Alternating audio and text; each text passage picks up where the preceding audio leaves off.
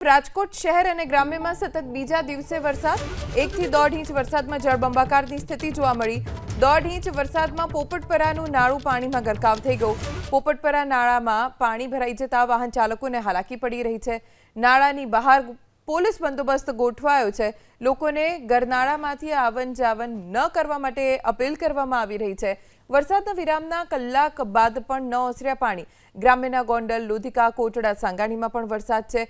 ગ્રામ્યમાં અવિરત વરસાદથી આજી એક ડેમ 90% ભરાઈ ગયો છે। રાજકોટના શહેરી વિસ્તારોમાં ધોધમાર વરસાદ વરસ્યો, જેના કારણે પોપટપરાનું નાળું પાણીમાં ગરકાવ થઈ ગયું છે। સાવ સામાન્ય વરસાદ પડે તો પણ આ નાળામાં પાણી ભરાઈ જતા હોય છે। અહીંયા પોલીસ બંદોબસ્ત ગોઠવવામાં આવ્યો છે। લોકોને નાળાનો ઉપયોગ ન કરવા માટે કહેવાયું છે, છતાં લોકો જીવના જોખમે સતત નાળાનો ઉપયોગ કરી રહ્યા છે। પોલીસ રોકવાનો પ્રયત્ન કરે છે, છતાં પણ લોકો અહીંયાથી પસાર થાય છે। પરિણામે તેમના વાહનો બંધ થઈ જાય છે। આ દર વખતનું છે। 2 થી 3 ઇંચ વરસાદ પડે એટલે પોપટપરાનું નાલું ઓવરફ્લો થઈ જાય છે એવું છે ને દર વખતે આવક જાવકમાં બહુ પ્રોબ્લેમ થાય છે। બધાને ફરીને જવું પડે 4 થી 5 કિલોમીટર એવું છે।